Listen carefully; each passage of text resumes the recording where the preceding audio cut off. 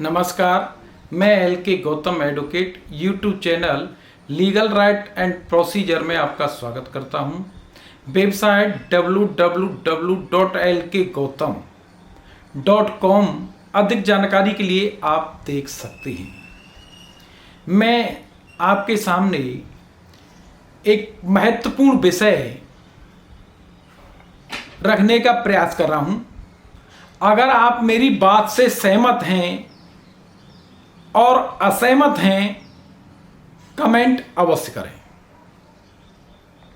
Live in relation, illegal relation, यानी live in relation और अवैध संबंध दो शब्द हैं और दोनों शब्दों पर माननीय हाईकोर्ट इलाहाबाद द्वारा सुनीता बनाम उत्तर प्रदेश राज्य रिट संख्या 2723 सन 2023 में टिप्पणी की गई है। अदालत ने कहा है कि कोर्ट लिव इन रिलेशन के खिलाफ नहीं बल्कि अवैध संबंधों के खिलाफ है। अब लोगों में यह भ्रम पैदा हो गया है कि लिव इन रिलेशनशिप और अवैध संबंध एक ही है। ऐसा उनका मत है। चूंकि सुनीता एक विवाहिता पत्नी थी और सुनीता ने अपने पति को बिना तलाक लिए छोड़ दिया और वो अपने पुरुष मित्र के साथ रहने लगी।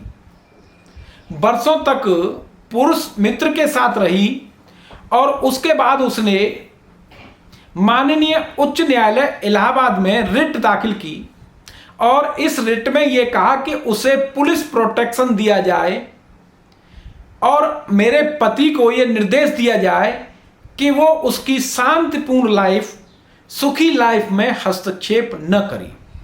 उसे पति से खतरा है, इसलिए पुलिस प्रोटेक्शन दिया जाए। इन दोनों विषय पे इलाहाबाद हाईकोर्ट ने यह कहा कि सुनीता को पहले तलाक लेना चाहिए, उसके बाद लिव इन रिलेशन में जाना चाहिए। अगर हम उनके इस अवैध संबंध को प्रोटेक्शन देते हैं तो आगे ये कहा जाएगा कि न्यायालय द्वारा हमारे लिव इन रिलेशन यानी अवैध संबंध को मान्यता दे दी गई और मान्यता के साथ ही पुलिस प्रोटेक्शन दिया गया है। ऐसा विचार हाईकोर्ट का रहा और उन्होंने पुलिस प्रोटेक्शन एवं पति को निर्देशित करने से इनकार किया, यानी रिट को खारिज कर दिया। अब कोई पत्नी पति को छोड़ के या कोई पति पत्नी को छोड़ के चला जाता है और प्रोटेक्शन की मांग करता है। कई अदालतें यानी हाई कोर्ट प्रोटेक्शन दे देते हैं, कई अदालतें नहीं देती हैं। ये अपनी सूझबूझ का मसला है। माननीय अदालतों द्वारा कई बार स्वीकार अस्वीकार किया जाता है। इस विषय पर मैं कुछ कहना नहीं चाहता हूं, लेकिन इसके साथ ही साथ हाईकोर्ट द्वारा यह कहा गया कि लिव इन रिलेशन और इलीगल रिलेशन, तब मैं आपके सामने लिव इन रिलेशन शब्द को यहां स्पष्ट करने का प्रयास करता हूं।